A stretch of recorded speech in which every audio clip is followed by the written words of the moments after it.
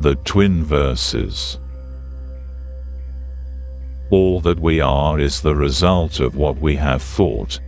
It is founded on our thoughts. It is made up of our thoughts. If a man speaks or acts with an evil thought, pain follows him, as the wheel follows the foot of the ox that draws the carriage. All that we are is the result of what we have thought. It is founded on our thoughts. It is made up of our thoughts. If a man speaks or acts with a pure thought, happiness follows him, like a shadow that never leaves him.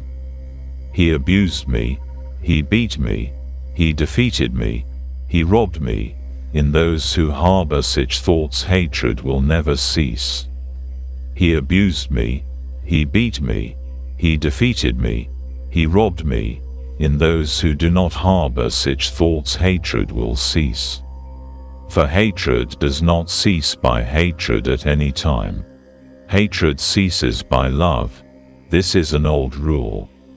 The world does not know that we must all come to an end here.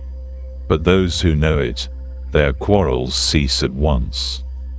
He who lives looking for pleasures only, his senses uncontrolled, immoderate in his food, idle, and weak, Mara, the tempter, will certainly overthrow him, as the wind throws down a weak tree.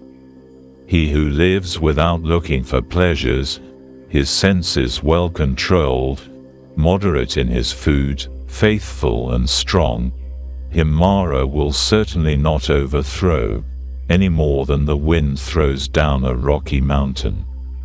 He who wishes to put on the yellow dress without having cleansed himself from sin, who disregards temperance and truth, is unworthy of the yellow dress. But he who has cleansed himself from sin, is well grounded in all virtues, and regards also temperance and truth, he is indeed worthy of the yellow dress. They who imagine truth in untruth, and see untruth in truth, never arrive at truth, but follow vain desires. They who know truth in truth, and untruth in untruth, arrive at truth, and follow true desires. As rain breaks through an ill-thatched house, passion will break through an unreflecting mind. As rain does not break through a well-thatched house, passion will not break through a well-reflecting mind. The evil-doer mourns in this world, and he mourns in the next. He mourns in both. He mourns and suffers when he sees the evil of his own work. The virtuous man delights in this world, and he delights in the next. He delights in both. He delights and rejoices when he sees the purity of his own work. The evil-doer suffers in this world, and he suffers in the next. He suffers in both. He suffers when he thinks of the evil he has done. He suffers more when going on the evil path. The virtuous man is happy in this world, and he is happy in the next. He is happy in both. He is happy when he thinks of the good he has done. He is still more happy when going on the good path. The thoughtless man, even if he can recite a large portion of the law, but is not a doer of it, has no share in the priesthood, but is like a cowherd counting the cows of others. The follower of the law, even if he can recite only a small portion of the law, but, having forsaken passion and hatred and foolishness, possesses true knowledge and serenity of mind, he, caring for nothing in this world or that to come, has indeed a share in the priesthood. On earnestness. Earnestness is the path of immortality, nirvana, thoughtlessness the path of death. Those who are in earnest do not die, Those who are thoughtless are as if dead already. Those who are advanced in earnestness, having understood this clearly, delight in earnestness, and rejoice in the knowledge of the Aryas, the elect. These wise people, meditative, steady, always possessed of strong powers, attain to nirvana, the highest happiness. If an earnest person has roused himself, if he is not forgetful, if his deeds are pure, if he acts with consideration, if he restrains himself, and lives according to law, then his glory will increase. By rousing himself, by earnestness, by restraint and control, the wise man may make for himself an island which no flood can overwhelm. Fools follow after vanity, men of evil wisdom. The wise man keeps earnestness as his best jewel. Follow not after vanity, nor after the enjoyment of love and lust. He who is earnest and meditative obtains ample joy. When the learned man drives away vanity by earnestness, he, the wise, climbing the terraced heights of wisdom, looks down upon the fools. Serene he looks upon the toiling crowd, as one that stands on a mountain looks down upon them that stand upon the plain. Earnest among the thoughtless, awake among the sleepers, the wise man advances like a racer, leaving behind the hack. By earnestness did Maghavan, Indra, rise to the lordship of the gods. People praise earnestness. Thoughtlessness is always blamed. A bhikshu who delights in earnestness, who looks with fear on thoughtlessness, moves about like fire, burning all his fetters, small or large.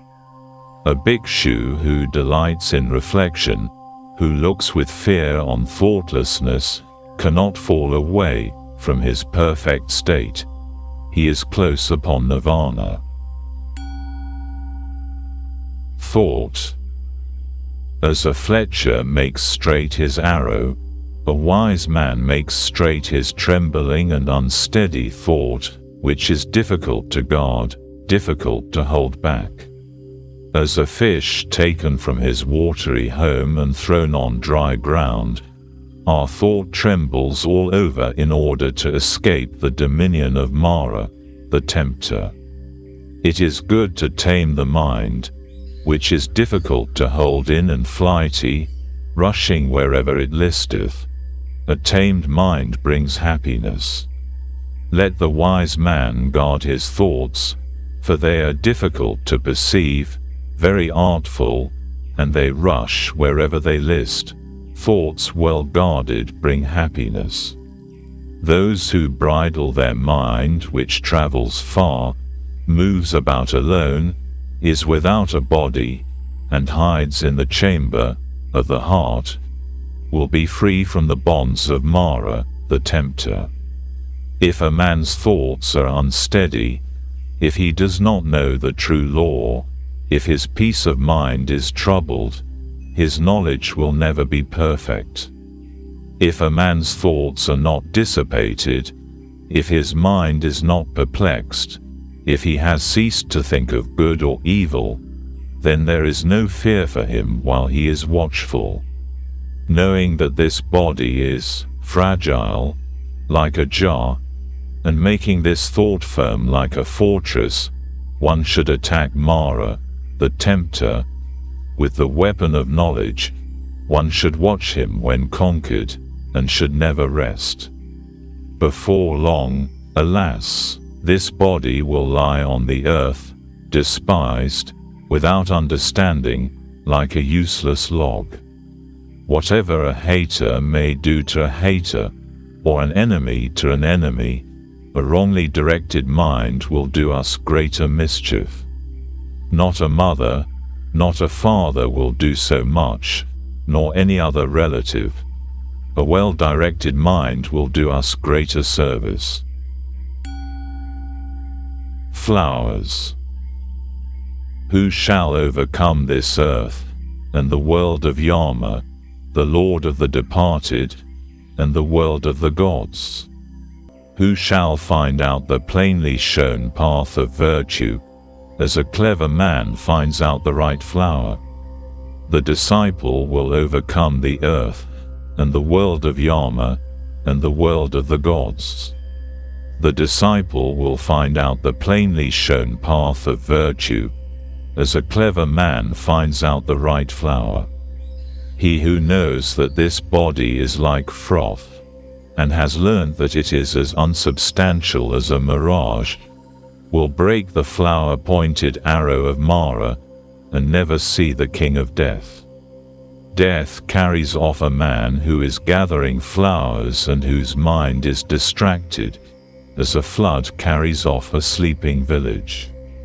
Death subdues a man who is gathering flowers, and whose mind is distracted, before he is satiated in his pleasures. As the bee collects nectar and departs without injuring the flower, or its color or scent, so let a sage dwell in his village.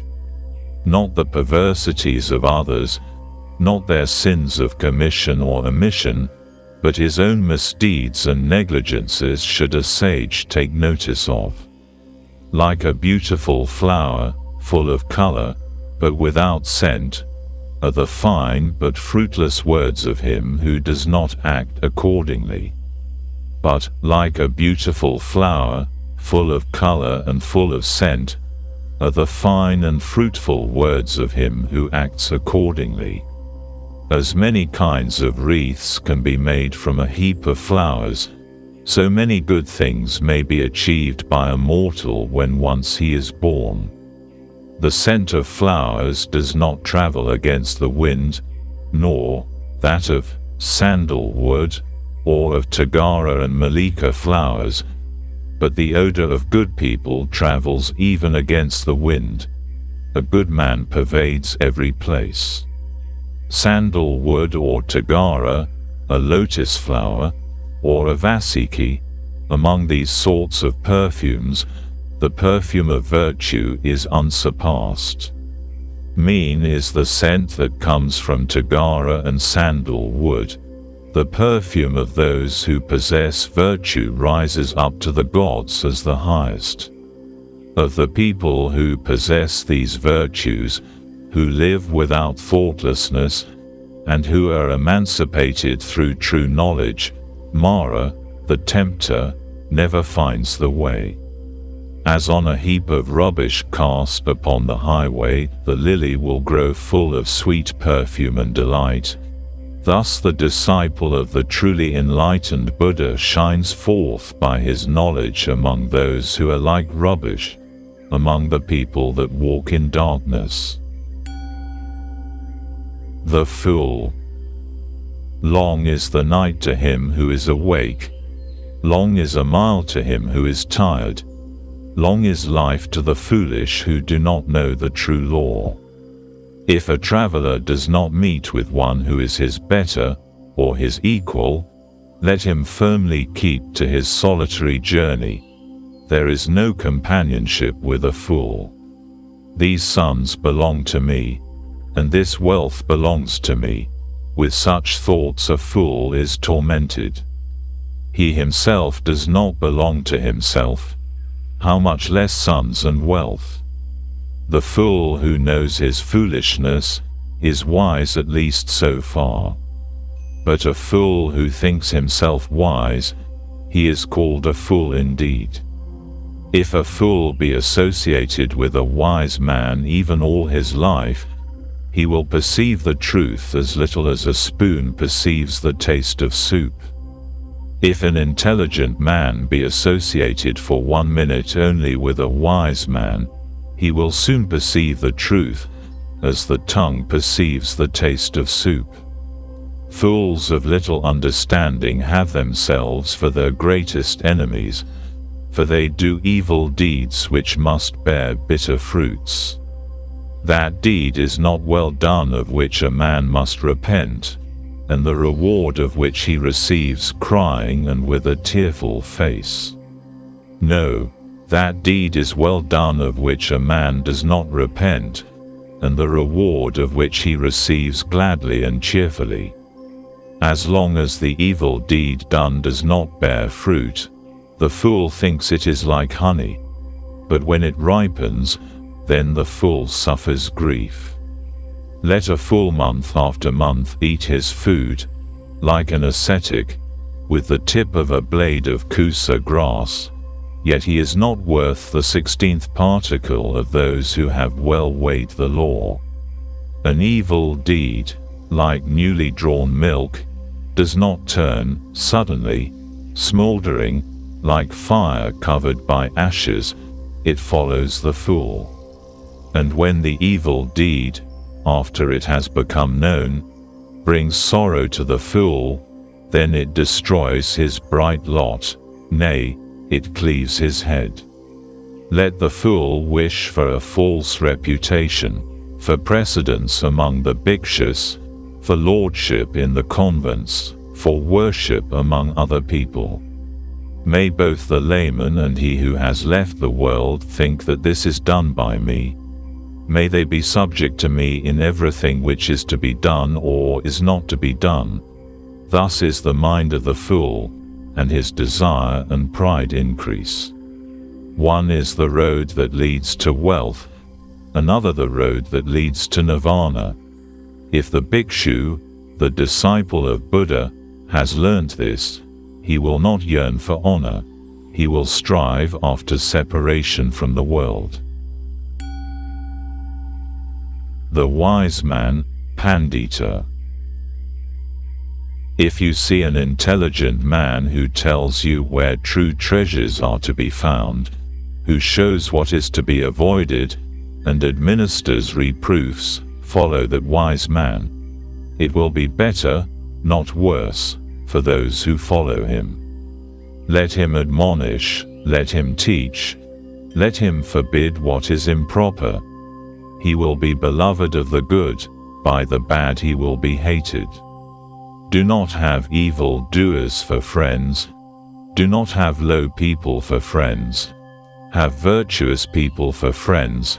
Have for friends the best of men. He who drinks in the law lives happily with a serene mind. The sage rejoices always in the law, as preached by the elect, Aryas. Well-makers lead the water, wherever they like, fletchers bend the arrow, carpenters bend a log of wood, wise people fashion themselves. As a solid rock is not shaken by the wind, wise people falter not amidst blame and praise. Wise people, after they have listened to the laws, become serene, like a deep, smooth, and still lake. Good people walk on whatever befall, the good do not prattle, longing for pleasure. Whether touched by happiness or sorrow, wise people never appear elated or depressed. If, whether for his own sake, or for the sake of others, a man wishes neither for a son, nor for wealth, nor for lordship, and if he does not wish for his own success by unfair means, then he is good, wise, and virtuous. Few are there among men who arrive at the other shore, become arahats, the other people here run up and down the shore.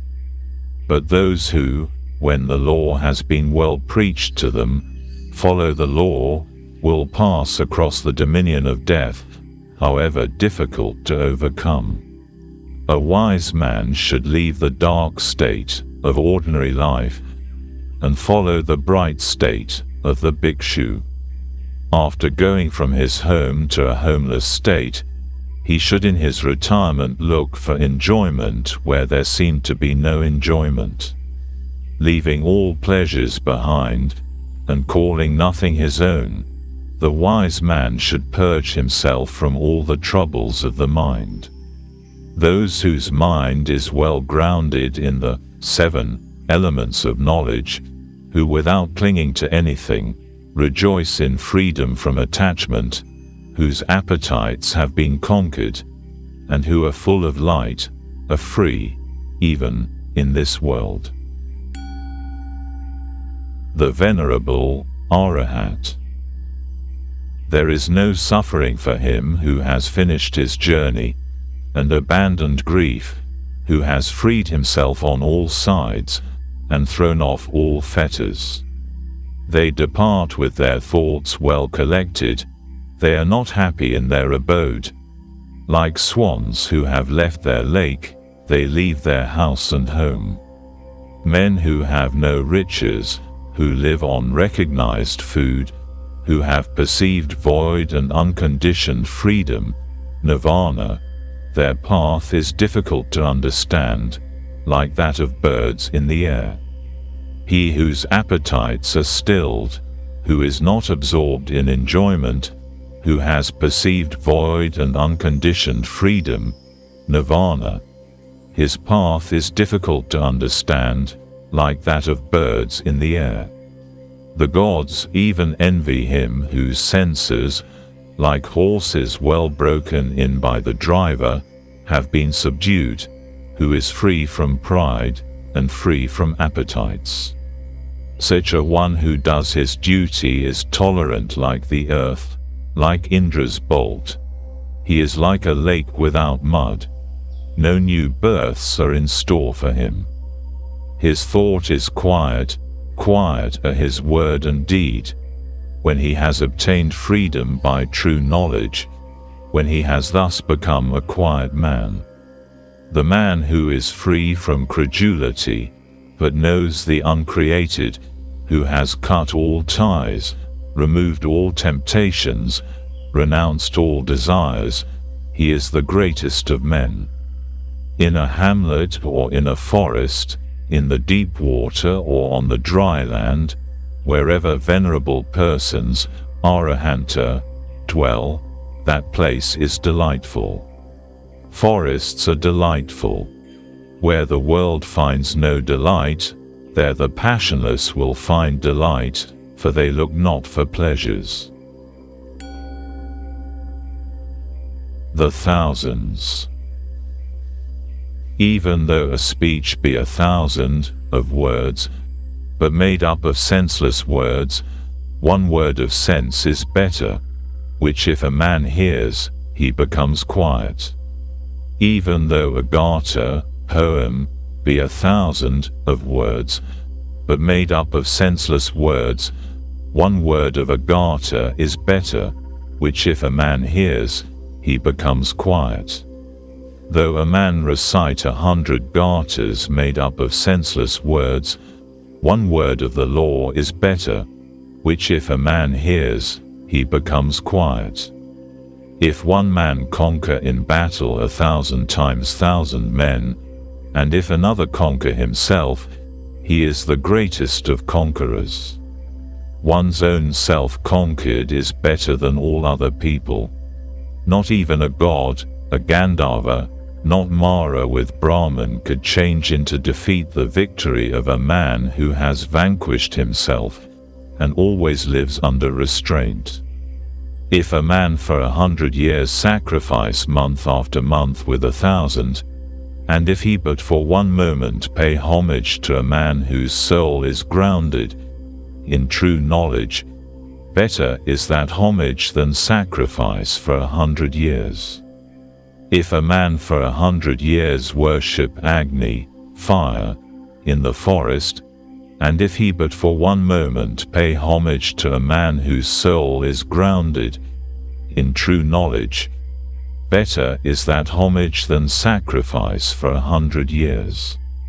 Whatever a man sacrifice in this world as an offering or as an oblation for a whole year in order to gain merit, the whole of it is not worth a quarter, a farthing. Reverence shown to the righteous is better. He who always greets and constantly reveres the aged, 4 things will increase to him, viz. Life, beauty, happiness, power. But he who lives 100 years, vicious and unrestrained, a life of one day is better if a man is virtuous and reflecting. And he who lives 100 years, ignorant and unrestrained, a life of one day is better if a man is wise and reflecting. And he who lives 100 years, idle and weak, a life of one day is better if a man has attained firm strength. And he who lives 100 years, not seeing beginning and end, a life of one day is better if a man sees beginning and end. And he who lives 100 years, not seeing the immortal place, a life of one day is better if a man sees the immortal place. And he who lives 100 years, not seeing the highest law, a life of one day is better if a man sees the highest law. Evil. If a man would hasten towards the good, he should keep his thought away from evil. If a man does what is good slothfully, his mind delights in evil. If a man commits a sin, let him not do it again. Let him not delight in sin. Pain is the outcome of evil. If a man does what is good, let him do it again. Let him delight in it. Happiness is the outcome of good. Even an evil doer sees happiness as long as his evil deed has not ripened. But when his evil deed has ripened, then does the evil doer see evil. Even a good man sees evil days, as long as his good deed has not ripened. But when his good deed has ripened, then does the good man see happy days. Let no man think lightly of evil, saying in his heart, "It will not come nigh unto me." Even by the falling of water drops a water pot is filled. The fool becomes full of evil, even if he gather it little by little. Let no man think lightly of good, saying in his heart, "It will not come nigh unto me." Even by the falling of water drops a water pot is filled. The wise man becomes full of good, even if he gather it little by little. Let a man avoid evil deeds, as a merchant, if he has few companions and carries much wealth, avoids a dangerous road, as a man who loves life avoids poison. He who has no wound on his hand may touch poison with his hand. Poison does not affect one who has no wound, nor is there evil for one who does not commit evil. If a man offend a harmless, pure, and innocent person, the evil falls back upon that fool, like light dust thrown up against the wind. Some people are born again. Evil doers go to hell. Righteous people go to heaven. Those who are free from all worldly desires attain nirvana. Not in the sky, not in the midst of the sea, not if we enter into the clefts of the mountains, is there known a spot in the whole world where death could not overcome the mortal. Not in the sky, not in the midst of the sea, not if we enter into the clefts of the mountains, is there known a spot in the whole world where death could not overcome the mortal. Punishment. All men tremble at punishment, all men fear death. Remember that you are like unto them, and do not kill, nor cause slaughter. All men tremble at punishment, all men love life. Remember that thou art like unto them, and do not kill, nor cause slaughter. He who seeking his own happiness punishes or kills beings who also long for happiness, will not find happiness after death. He who seeking his own happiness does not punish or kill beings who also long for happiness, will find happiness after death. Do not speak harshly to anybody. Those who are spoken to will answer thee in the same way. Angry speech is painful. Blows for blows will touch thee. If, like a shattered metal plate, gong, thou utter not, then thou hast reached nirvana. Contention is not known to thee. As a cowherd with his staff drives his cows into the stable, so do age and death drive the life of men. A fool does not know when he commits his evil deeds, but the wicked man burns by his own deeds, as if burnt by fire. He who inflicts pain on innocent and harmless persons will soon come to one of these 10 states. He will have cruel suffering, loss, injury of the body, heavy affliction, or loss of mind, or a misfortune coming from the king, or a fearful accusation, or loss of relations, or destruction of treasures, or lightning fire will burn his houses, and when his body is destroyed, the fool will go to hell. Not nakedness, not plaited hair, not dirt, not fasting, or lying on the earth, not rubbing with dust, not sitting motionless, can purify a mortal who has not overcome desires. He who, though dressed in fine apparel, exercises tranquility, is quiet, subdued, restrained, chaste, and has ceased to find fault with all other beings, he indeed is a brahmana, an ascetic, sramana, a friar, bhikshu. Is there in this world any man so restrained by humility that he does not mind reproof, as a well-trained horse the whip? Like a well-trained horse when touched by the whip, be ye active and lively, and by faith, by virtue, by energy, by meditation, by discernment of the law you will overcome this great pain of reproof, perfect in knowledge and in behavior, and never forgetful. Well-makers lead the water, wherever they like, fletchers bend the arrow, carpenters bend a log of wood, good people fashion themselves. Old age. How is there laughter, how is there joy, as this world is always burning? Why do you not seek a light, ye who are surrounded by darkness? Look at this dressed-up lump, covered with wounds, joined together, sickly, full of many thoughts, which has no strength, no hold. This body is wasted, full of sickness and frail. This heap of corruption breaks to pieces, life indeed ends in death. Those white bones, like gourds thrown away in the autumn, what pleasure is there in looking at them? After a stronghold has been made of the bones, it is covered with flesh and blood, and there dwell in it old age and death, pride and deceit. The brilliant chariots of kings are destroyed, the body also approaches destruction, but the virtue of good people never approaches destruction. Thus do the good say to the good. A man who has learned little grows old like an ox. His flesh grows, but his knowledge does not grow. Looking for the maker of this tabernacle, I shall have to run through a course of many births, so long as I do not find him, and painful is birth again and again.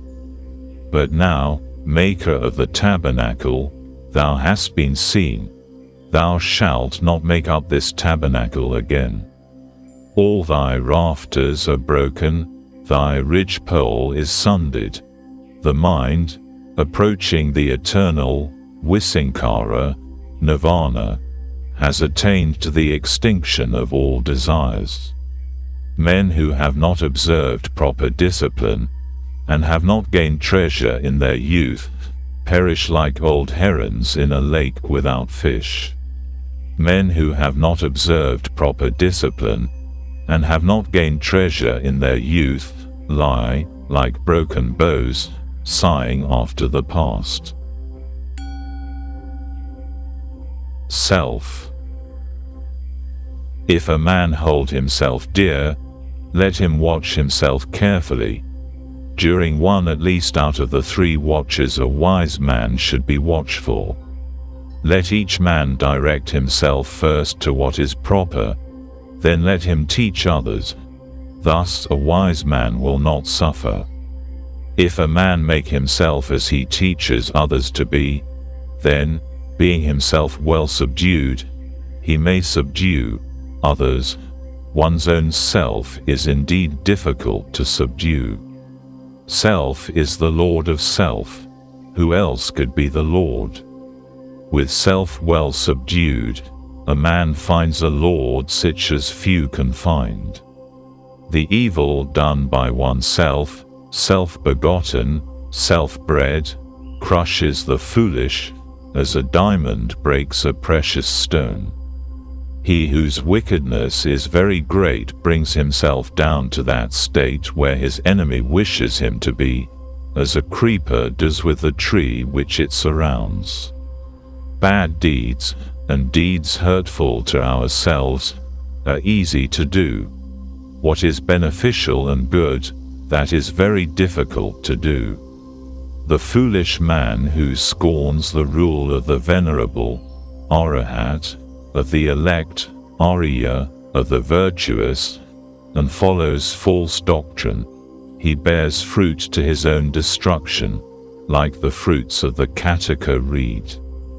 By oneself the evil is done, by oneself one suffers, by oneself evil is left undone, by oneself one is purified. Purity and impurity belong to oneself. No one can purify another. Let no one forget his own duty for the sake of another's, however great. Let a man, after he has discerned his own duty, be always attentive to his duty. The world. Do not follow the evil law. Do not live on in thoughtlessness.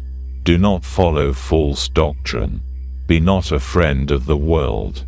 Rouse thyself. Do not be idle. Follow the law of virtue. The virtuous rests in bliss in this world and in the next. Follow the law of virtue. Do not follow that of sin.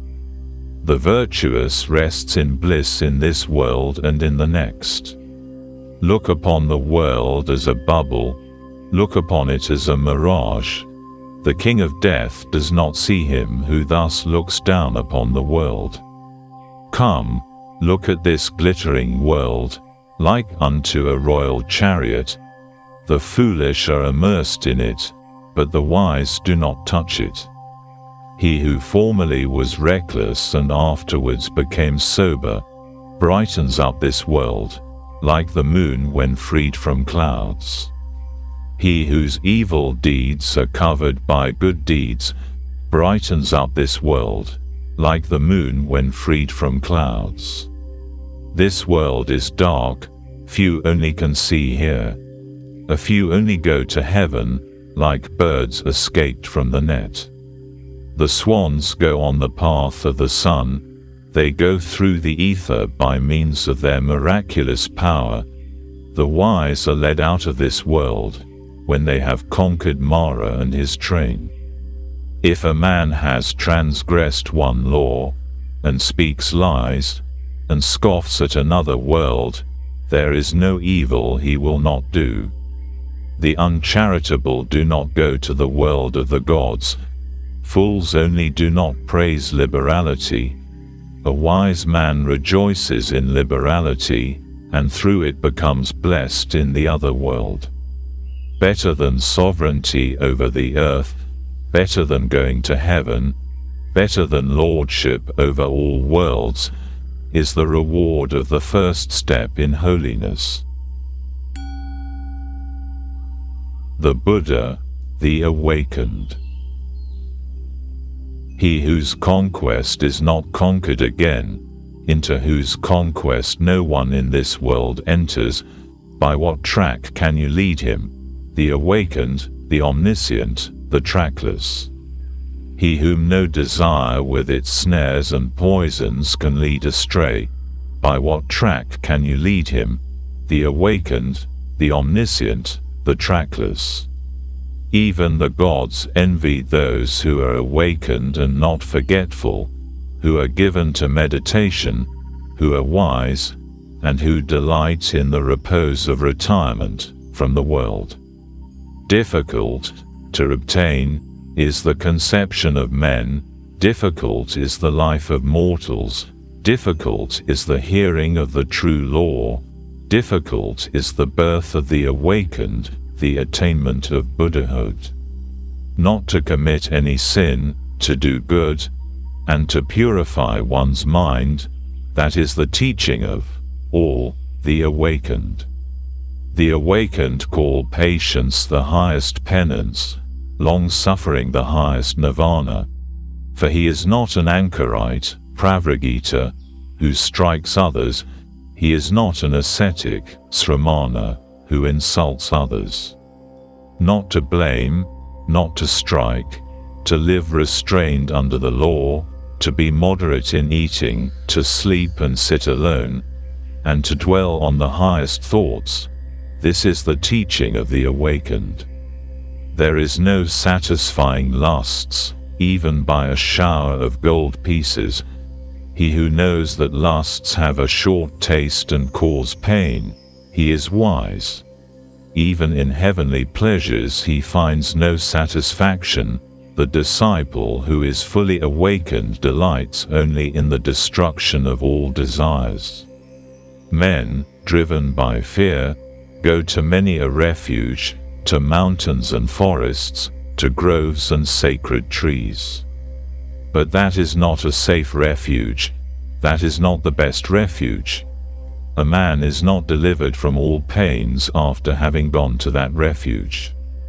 He who takes refuge with Buddha, the law, and the church, he who, with clear understanding, sees the four holy truths, viz.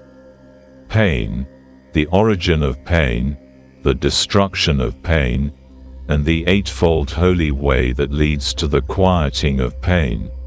That is the safe refuge, that is the best refuge. Having gone to that refuge, a man is delivered from all pain. A supernatural person, a Buddha, is not easily found. He is not born everywhere.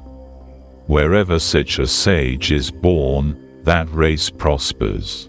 Happy is the arising of the awakened. Happy is the teaching of the true law. Happy is peace in the church. Happy is the devotion of those who are at peace. He who pays homage to those who deserve homage, whether the awakened, Buddha, or the disciples, those who have overcome the host of evils, and crossed the flood of sorrow, he who pays homage to such as have found deliverance and know no fear, his merit can never be measured by anybody. Happiness. Let us live happily then, not hating those who hate us.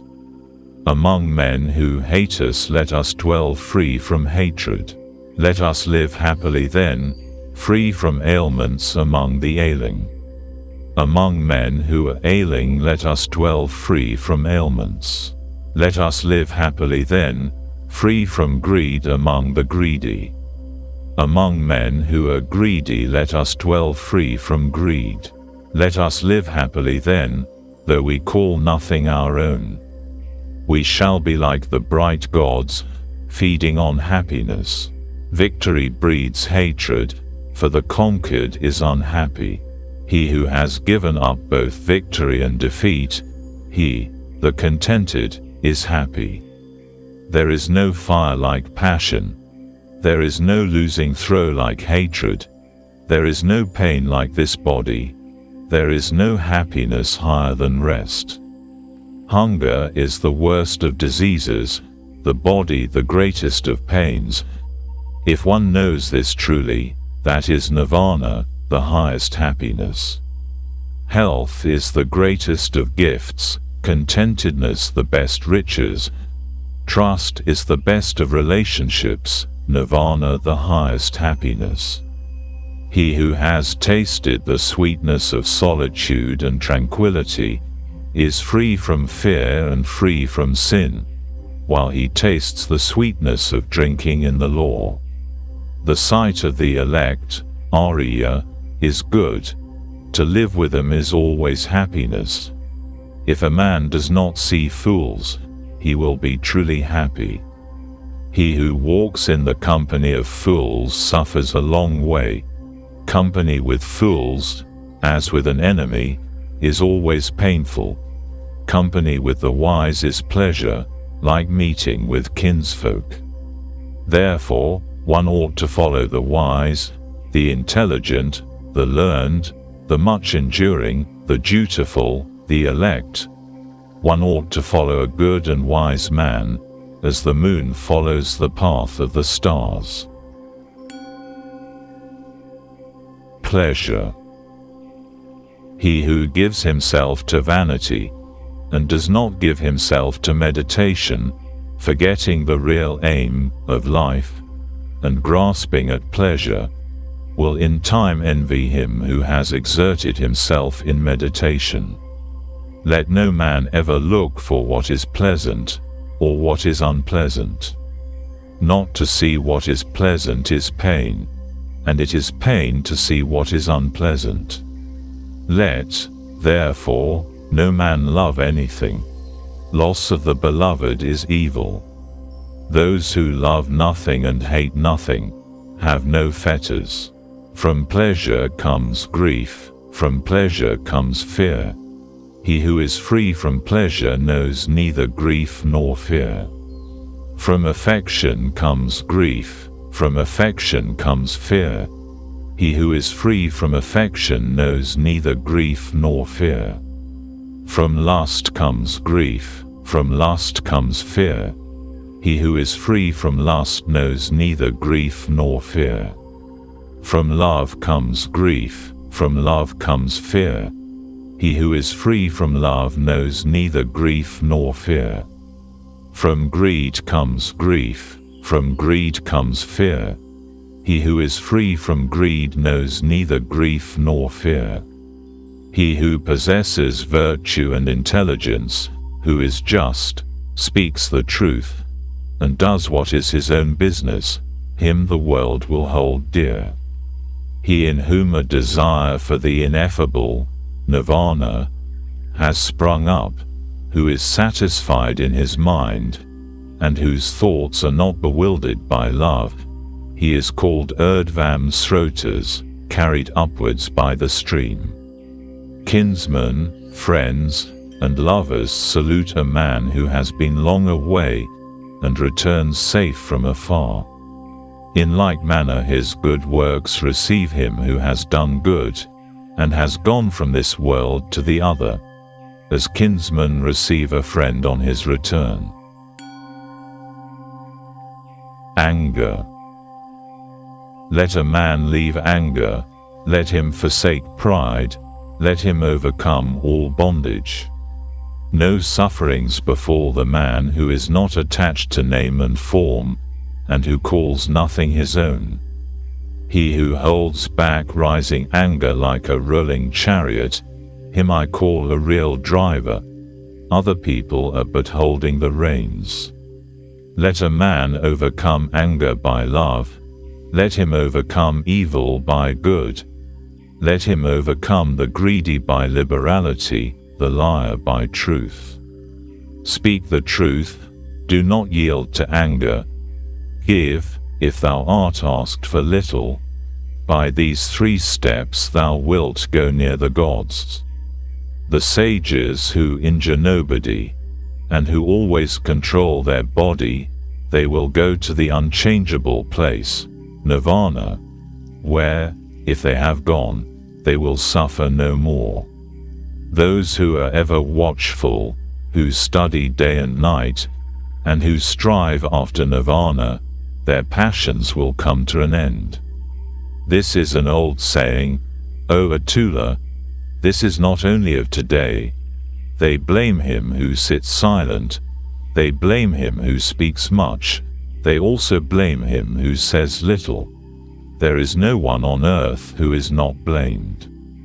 There never was, there never will be, nor is there now, a man who is always blamed, or a man who is always praised.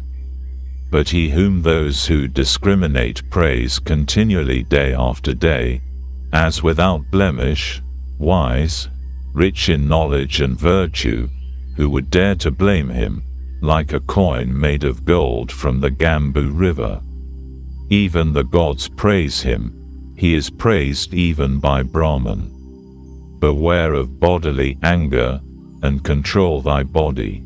Leave the sins of the body, and with thy body practice virtue.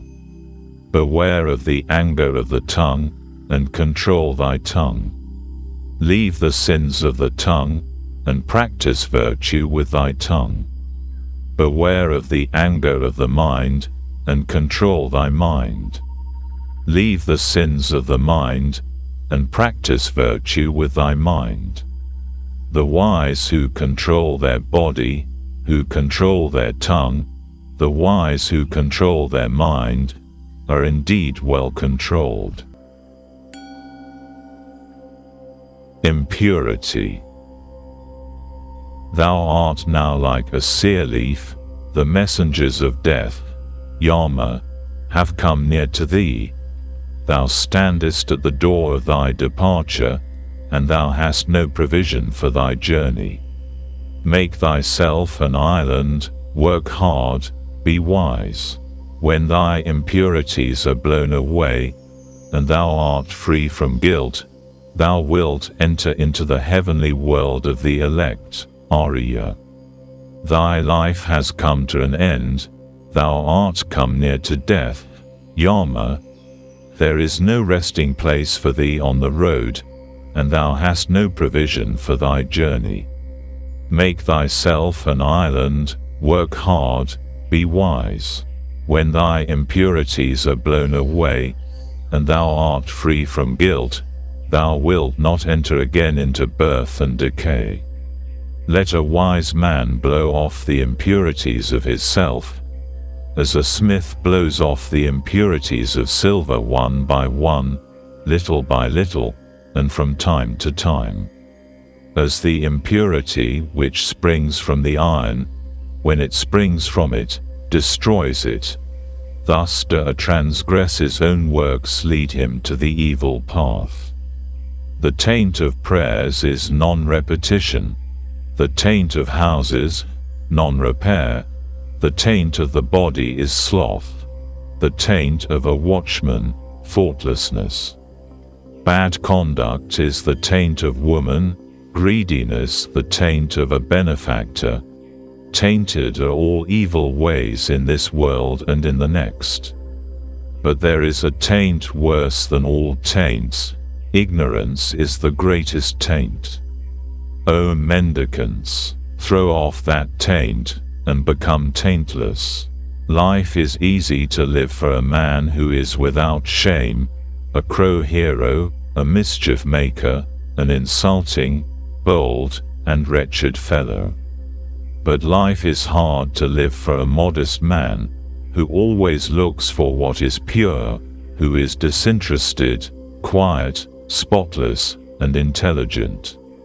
He who destroys life, who speaks untruth, who in this world takes what is not given him, who goes to another man's wife, and the man who gives himself to drinking intoxicating liquors, he, even in this world, digs up his own root.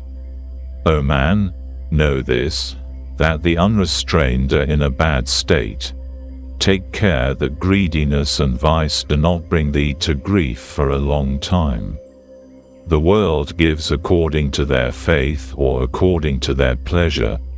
If a man frets about the food and the drink given to others, he will find no rest either by day or by night. He in whom that feeling is destroyed, and taken out with the very root, finds rest by day and by night. There is no fire like passion, There is no shark like hatred, there is no snare like folly, there is no torrent like greed. The fault of others is easily perceived, but that of oneself is difficult to perceive. A man winnows his neighbor's faults like chaff, but his own fault he hides, as a cheat hides the bad die from the gambler. If a man looks after the faults of others, and is always inclined to be offended, his own passions will grow, and he is far from the destruction of passions. There is no path through the air. A man is not a samana by outward acts. The world delights in vanity. The Tathagatas, the Buddhas, are free from vanity.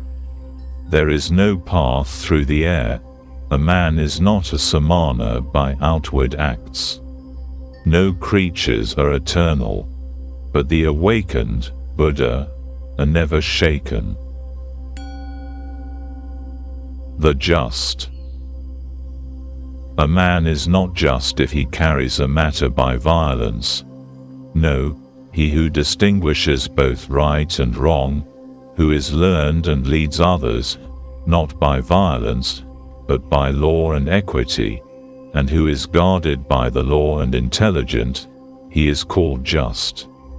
A man is not learned because he talks much. He who is patient, free from hatred and fear, he is called learned. A man is not a supporter of the law because he talks much. Even if a man has learned little, but sees the law bodily, he is a supporter of the law, a man who never neglects the law. A man is not an elder because his head is grey. His age may be ripe, but he is called old in vain. He in whom there is truth, virtue, love, restraint, moderation, he who is free from impurity and is wise, he is called an elder.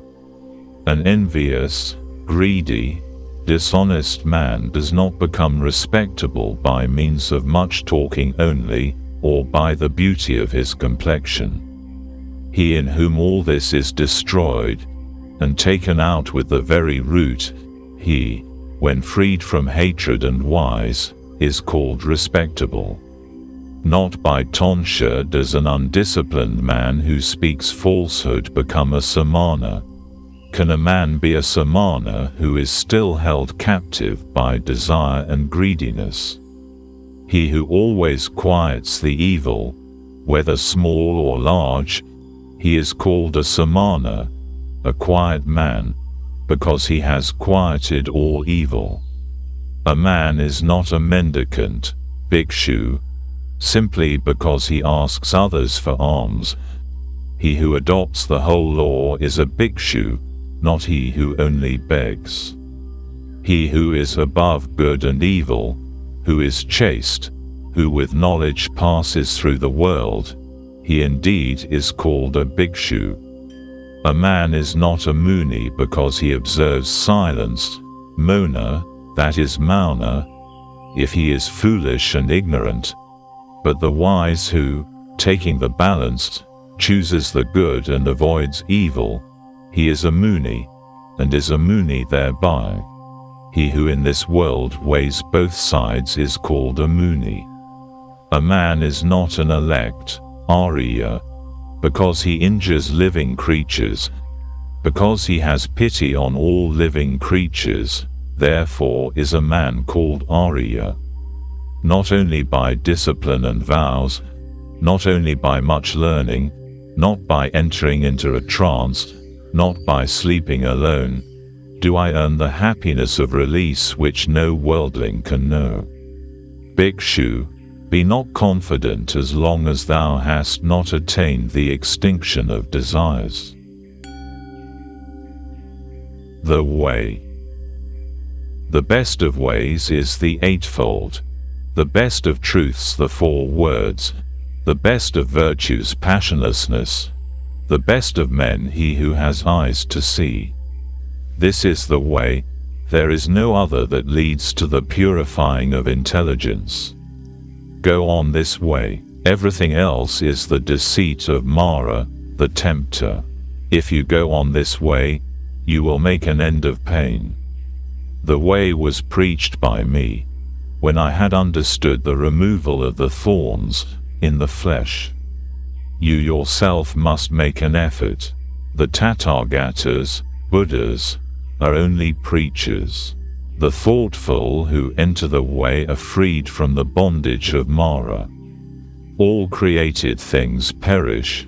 He who knows and sees this becomes passive in pain. This is the way to purity. All created things are grief and pain. He who knows and sees this becomes passive in pain. This is the way that leads to purity. All forms are unreal. He who knows and sees this becomes passive in pain. This is the way that leads to purity. He who does not rouse himself when it is time to rise, who, though young and strong, is full of sloth, whose will and thought are weak, that lazy and idle man will never find the way to knowledge. Watching his speech, well restrained in mind, let a man never commit any wrong with his body. Let a man but keep these three roads of action clear, and he will achieve the way which is taught by the wise. Through zeal knowledge is gotten, through lack of zeal knowledge is lost. Let a man who knows this double path of gain and loss thus place himself that knowledge may grow. Cut down the whole forest of lust, not a tree only. Danger comes out of the forest of lust. When you have cut down both the forest of lust and its undergrowth, then, Bhikshus, you will be rid of the forest and free. So long as the love of man towards women, even the smallest, is not destroyed, so long is his mind in bondage, as the calf that drinks milk is to its mother. Cut out the love of self, like an autumn lotus, with thy hand. Cherish the road of peace.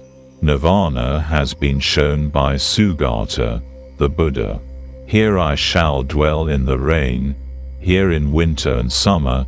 Thus the fool meditates, and does not think of his death.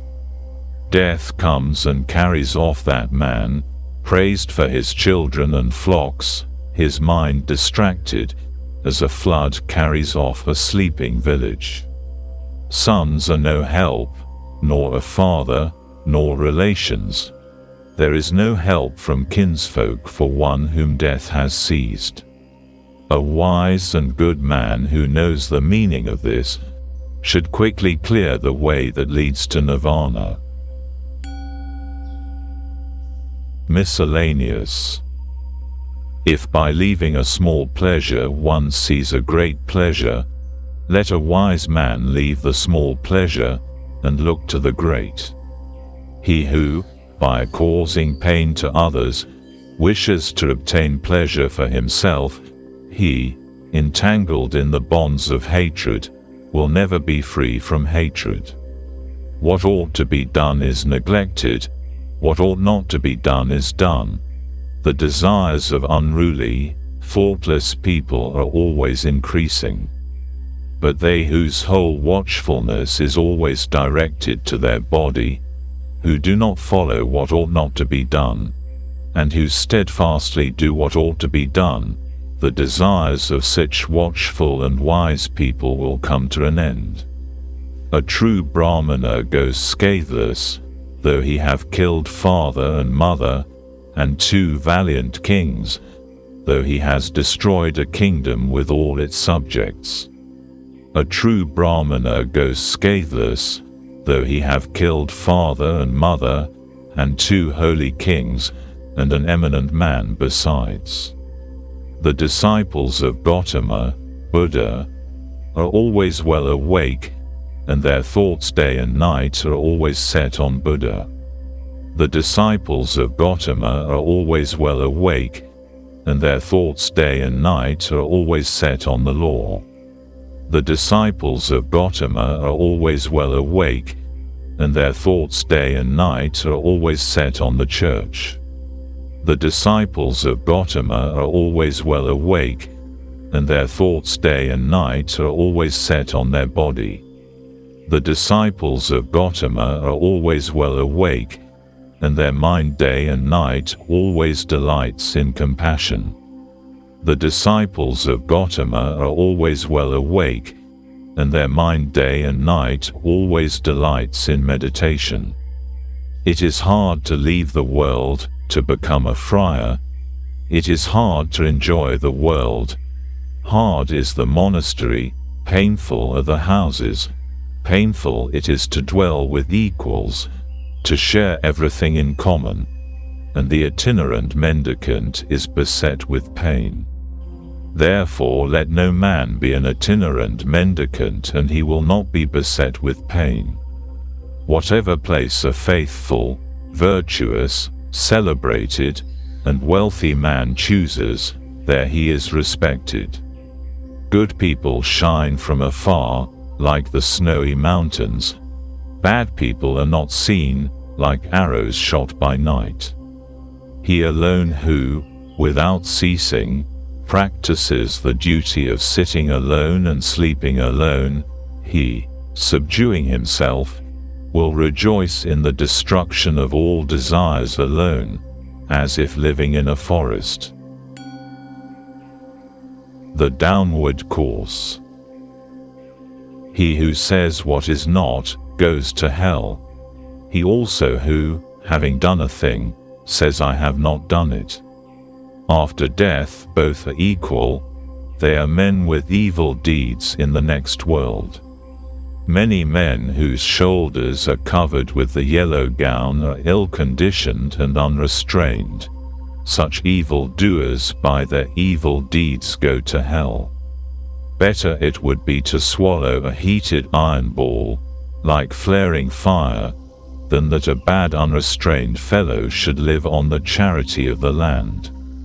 4 things does a reckless man gain who covets his neighbor's wife: a bad reputation, an uncomfortable bed, thirdly, punishment, and lastly, hell. There is bad reputation, and the evil way to hell. There is the short pleasure of the frightened in the arms of the frightened, and the king imposes heavy punishment. Therefore let no man think of his neighbor's wife. As a grass blade, if badly grasped, cuts the arm, badly practiced asceticism leads to hell.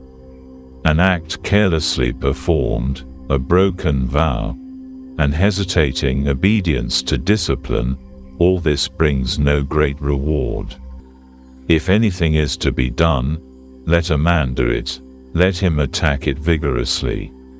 A careless pilgrim only scatters the dust of his passions more widely. An evil deed is better left undone, for a man repents of it afterwards. A good deed is better done, for having done it, one does not repent. Like a well-guarded frontier fort, with defenses within and without, so let a man guard himself. Not a moment should escape, for they who allow the right moment to pass, suffer pain when they are in hell. They who are ashamed of what they ought not to be ashamed of, and are not ashamed of what they ought to be ashamed of, such men, embracing false doctrines, enter the evil path. They who fear when they ought not to fear, and fear not when they ought to fear, such men, embracing false doctrines, enter the evil path. They who forbid when there is nothing to be forbidden, and forbid not when there is something to be forbidden, such men, embracing false doctrines, enter the evil path. They who know what is forbidden as forbidden, and what is not forbidden as not forbidden, such men, embracing the true doctrine, enter the good path. The elephant. Silently shall I endure abuse as the elephant in battle endures the arrow sent from the bow, for the world is ill-natured. They lead a tamed elephant to battle, the king mounts a tamed elephant.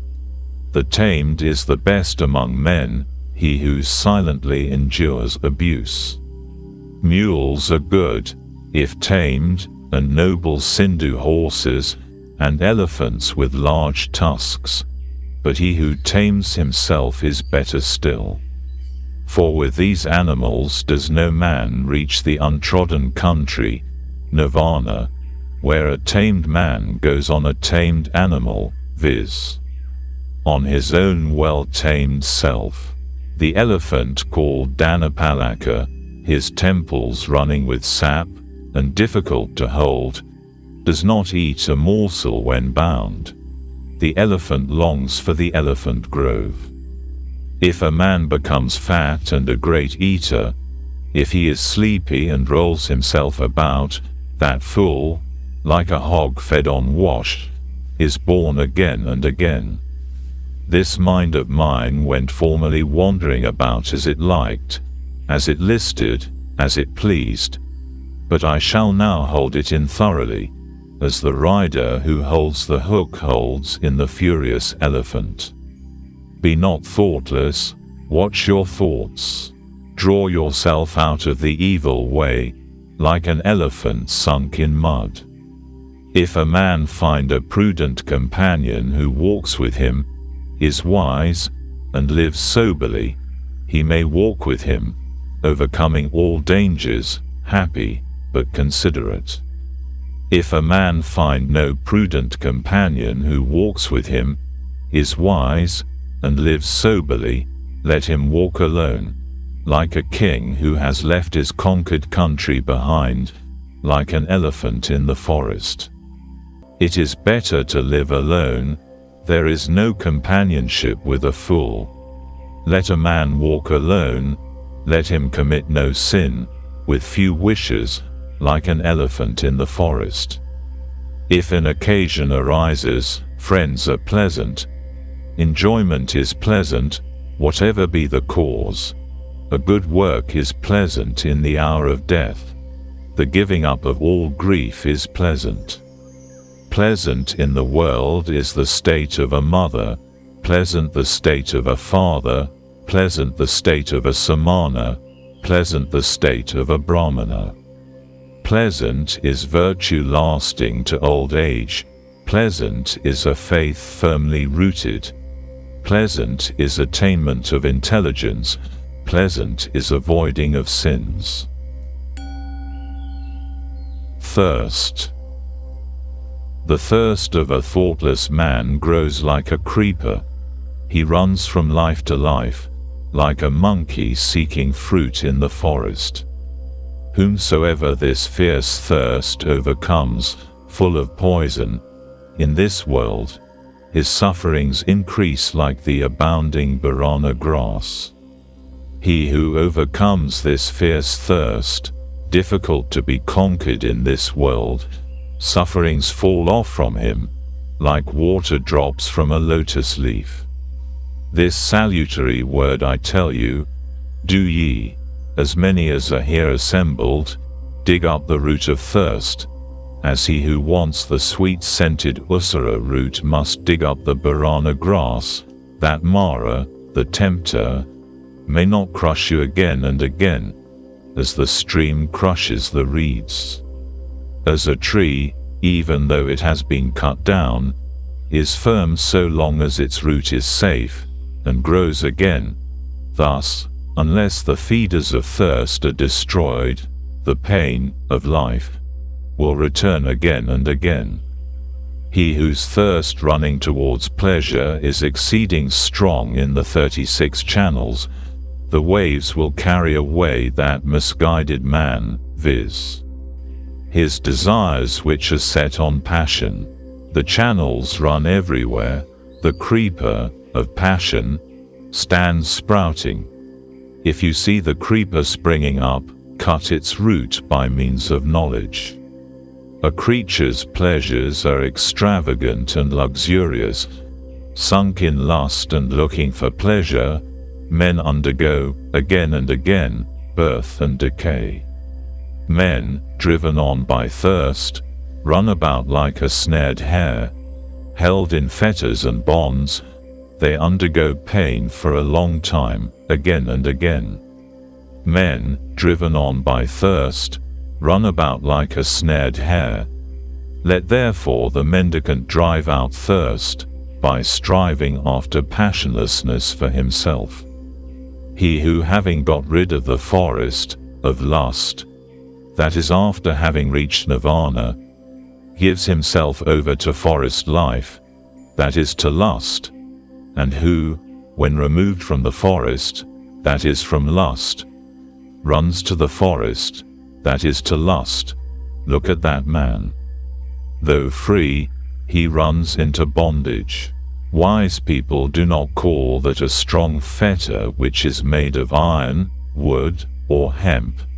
Far stronger is the care for precious stones and rings, for sons and a wife. That fetter wise people call strong which drags down, yields, but is difficult to undo. After having cut this at last, people leave the world, free from cares, and leaving desires and pleasures behind. Those who are slaves to passions, run down with the stream of desires, as a spider runs down the web which he has made himself. When they have cut this, at last, wise people leave the world free from cares, leaving all affection behind. Give up what is before, give up what is behind, give up what is in the middle, when thou goest to the other shore of existence. If thy mind is altogether free, thou wilt not again enter into birth and decay. If a man is tossed about by doubts, full of strong passions, and yearning only for what is delightful, his thirst will grow more and more, and he will indeed make his fetters strong. If a man delights in quieting doubts, and, always reflecting, dwells on what is not delightful, the impurity of the body, and so forth, he certainly will remove, nay, he will cut the fetter of Mara. He who has reached the consummation, who does not tremble, who is without thirst and without sin, he has broken all the thorns of life. This will be his last body. He who is without thirst and without affection, who understands the words and their interpretation, who knows the order of letters, those which are before and which are after, he has received his last body. He is called the great sage, the great man. I have conquered all, I know all, in all conditions of life I am free from taint. I have left all, and through the destruction of thirst I am free. Having learned myself, whom shall I teach? The gift of the law exceeds all gifts. The sweetness of the law exceeds all sweetness. The delight in the law exceeds all delights. The extinction of thirst overcomes all pain. Pleasures destroy the foolish, if they look not for the other shore. The foolish by his thirst for pleasures destroys himself, as if he were his own enemy. The fields are damaged by weeds. Mankind is damaged by passion. Therefore a gift bestowed on the passionless brings great reward. The fields are damaged by weeds. Mankind is damaged by hatred. Therefore a gift bestowed on those who do not hate brings great reward. The fields are damaged by weeds. Mankind is damaged by vanity. Therefore a gift bestowed on those who are free from vanity brings great reward. The fields are damaged by weeds. Mankind is damaged by lust. Therefore a gift bestowed on those who are free from lust brings great reward. The bhikshu, mendicant. Restraint in the eye is good. Good is restraint in the ear. In the nose restraint is good. Good is restraint in the tongue. In the body restraint is good. Good is restraint in speech. In thought restraint is good. Good is restraint in all things. A bhikshu, restrained in all things, is freed from all pain. He who controls his hand, he who controls his feet, he who controls his speech, he who is well controlled, he who delights inwardly, who is collected, who is solitary and content, him they call bhikshu. The bhikshu who controls his mouth, who speaks wisely and calmly, who teaches the meaning and the law, his word is sweet. He who dwells in the law, delights in the law, meditates on the law, follows the law, that bhikshu will never fall away from the true law. Let him not despise what he has received, nor ever envy others. A mendicant who envies others does not obtain peace of mind. A bhikshu who, though he receives little, does not despise what he has received, even the gods will praise him, if his life is pure, and if he is not slothful. He who never identifies himself with name and form, and does not grieve over what is no more, he indeed is called a bhikshu. The bhikshu who acts with kindness, who is calm in the doctrine of Buddha, will reach the quiet place, nirvana, cessation of natural desires, and happiness. O bhikshu, empty this boat. If emptied, it will go quickly. Having cut off passion and hatred, thou wilt go to nirvana. Cut off the 5 senses, leave the 5, rise above the 5. A bhikshu who has escaped from the 5 fetters, he is called Ogatina, saved from the flood. Meditate, O bhikshu, and be not heedless. Do not direct thy thought to what gives pleasure, that thou mayest not for thy heedlessness have to swallow the iron ball in hell, and that thou mayest not cry out when burning, this is pain. Without knowledge there is no meditation. Without meditation there is no knowledge. He who has knowledge and meditation is near unto nirvana. A bhikshu who has entered his empty house, and whose mind is tranquil, feels a more than human delight when he sees the law clearly. As soon as he has considered the origin and destruction of the elements, khandha, of the body, he finds happiness and joy which belong to those who know the immortal, nirvana. And this is the beginning here for a wise bhikshu. Watchfulness over the senses, contentedness, restraint under the law. Keep noble friends whose life is pure, and who are not slothful. Let him live in charity, let him be perfect in his duties, then in the fullness of delight he will make an end of suffering. As the Vasika plant sheds its withered flowers, men should shed passion and hatred, O ye bhikshus. The bhikshu whose body and tongue and mind are quieted, who is collected, and has rejected the baits of the world, he is called quiet. Rouse thyself by thyself, examine thyself by thyself, thus self-protected and attentive wilt thou live happily, O bhikshu. For self is the lord of self, self is the refuge of self.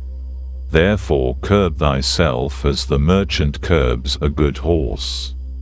The bhikshu, full of delight, who is calm in the doctrine of Buddha will reach the quiet place, nirvana, cessation of natural desires, and happiness.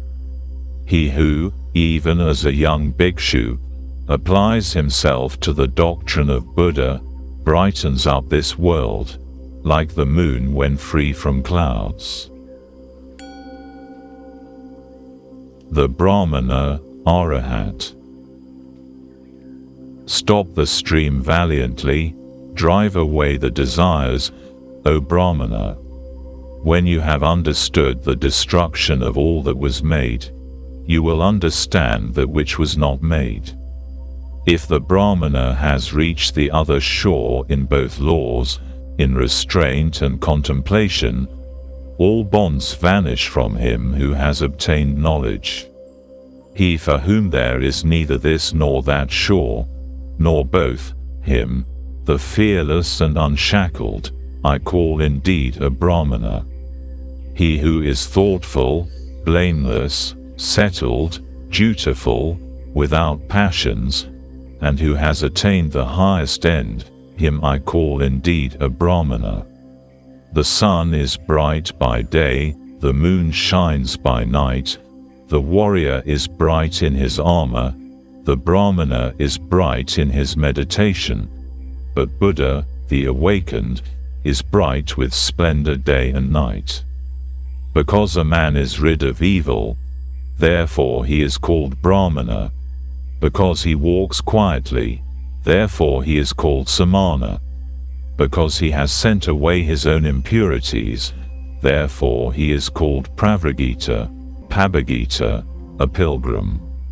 No one should attack a Brahmana, but no Brahmana, if attacked, should let himself fly at his aggressor. Woe to him who strikes a Brahmana, more woe to him who flies at his aggressor. It advantages a Brahmana not a little if he holds his mind back from the pleasures of life. When all wish to injure has vanished, pain will cease.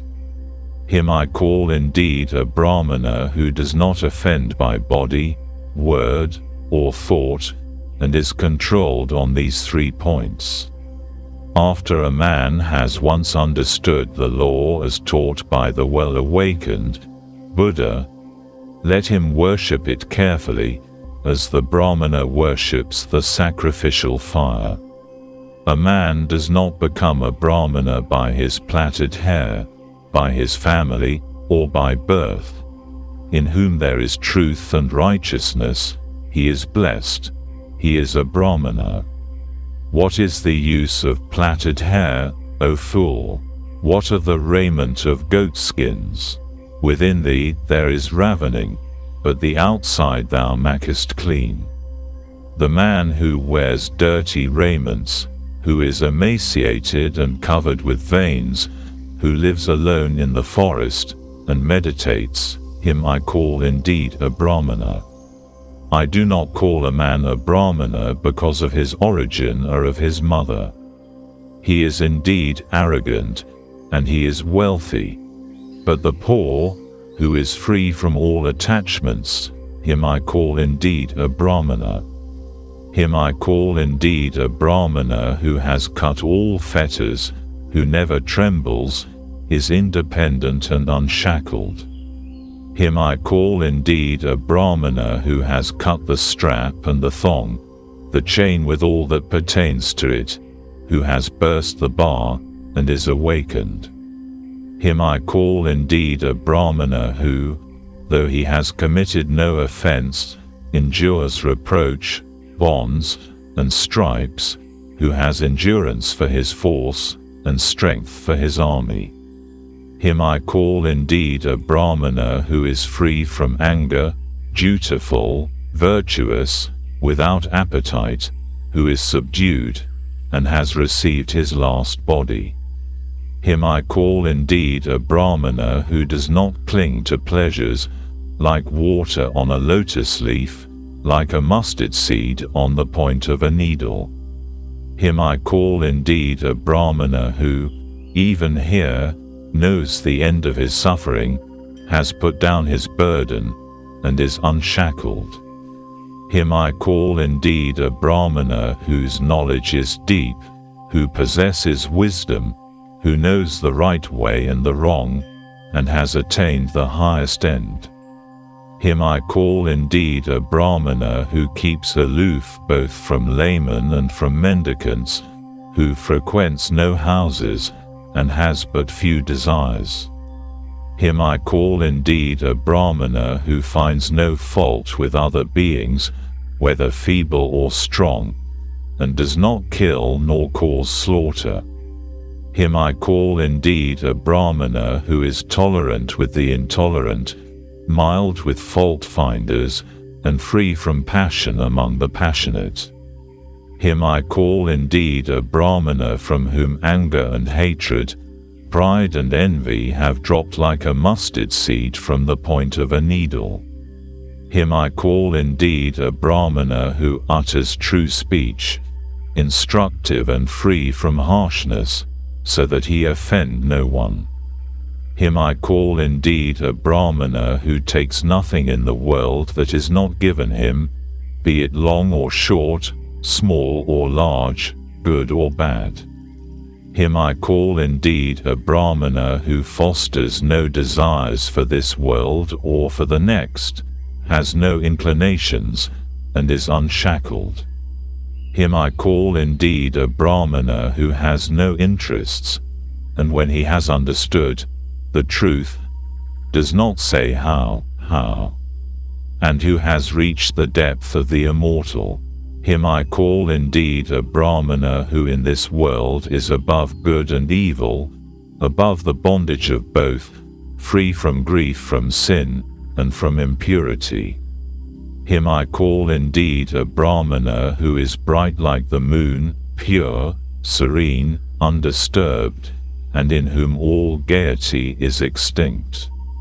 Him I call indeed a Brahmana who has traversed this miry road, the impassable world and its vanity, who has gone through, and reached the other shore, is thoughtful, guileless, free from doubts, free from attachment and content.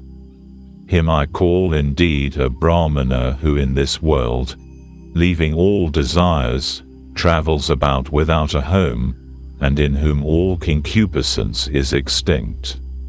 Him I call indeed a Brahmana who, leaving all longings, travels about without a home, and in whom all covetousness is extinct. Him I call indeed a Brahmana who, after leaving all bondage to men, has risen above all bondage to the gods, and is free from all and every bondage. Him I call indeed a Brahmana who has left what gives pleasure and what gives pain, who is cold, and free from all germs of renewed life, the hero who has conquered all the worlds.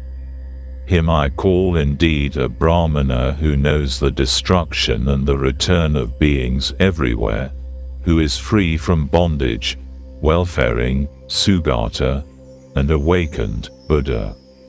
Him I call indeed a Brahmana whose path the gods do not know, nor spirits, Gandharvas, nor men, whose passions are extinct, and who is an Arahat, venerable.